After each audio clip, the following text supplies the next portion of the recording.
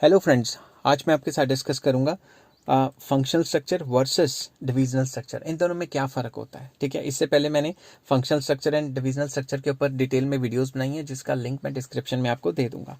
चलिए शुरू करते हैं। तो सबसे पहले फंक्शनल स्ट्रक्चर में क्या होता है, it is formed on the basis of functions. जो फंक्शनल स्ट्रक्चर है उसको काम के हिसाब से बनाया जाता है कि हर एक काम के अलग अलग डिपार्टमेंट बना दें।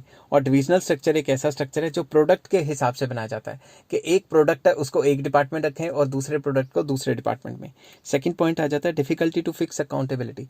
इसमें वेरियस डिपार्टमेंट्स होते हैं एक ही प्रोडक्ट के, तो एक ही प्रोडक्ट में अगर लॉस होने लग गया तो पता नहीं लगेगा कि किस डिपार्टमेंट में काम अच्छा हुआ है और किस में बुरा। मगर दूसरी तरफ उसमें ईजी टू फिक्स अकाउंटेबिलिटी। अगर एक पर्टिकुलर प्रोडक्ट का एक ही डिपार्टमेंट में काम हो रहा है तो उसमें अगर लॉस होता है तो हम कहेंगे ये पर्टिकुलर प्रोडक्ट में नुकसान हो रहा है, इसी डिपार्टमेंट में कोई ना कोई खामी है।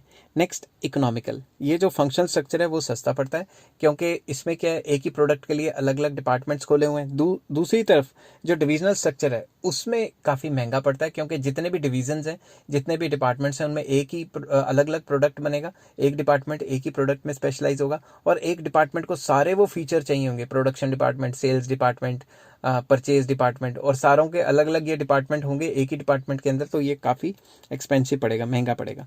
फंक्शनल में नेक्स्ट पॉइंट आ जाता है manager specialise in one work only. जैसे प्रोडक्शन डिपार्टमेंट में काम करें तो सिर्फ प्रोडक्शन में ही मतलब स्पेशलाइज होंगे।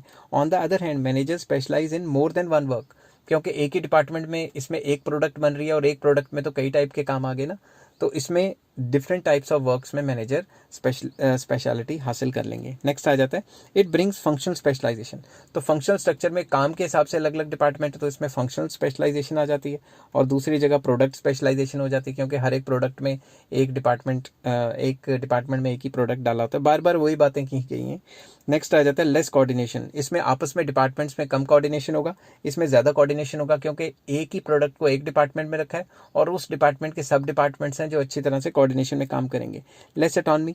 इसमें जो है फंक्शनल स्ट्रक्चर में काम करने की जो फ्रीडम है वो कम होती है क्योंकि हमारा काम दूसरे डिपार्टमेंट्स पे भी बेस्ड होता है। और इसमें मोर ऑटोनॉमी के चक्कर में ही तो सारे के सारे काम एक डिपार्टमेंट को एक प्रोडक्ट बना दिया गया। ठीक है ना। नेक्स्ट आता है suitable for single product form.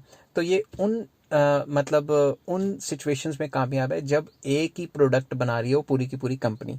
मगर दूसरी तरफ डिविजनल स्ट्रक्चर तब कामयाब है जब एक कंपनी एक से ज़्यादा चीज़ बना रही है। बेसिकली मल्टी प्रोडक्ट फॉर्म पे ये अप्लाई होता है। आई होप ये सारी चीज़ें आपको 2-3 मिनट में समझ आ गई होंगी। अगर समझ आ गई तो please like, share and subscribe. Take care, have a nice day.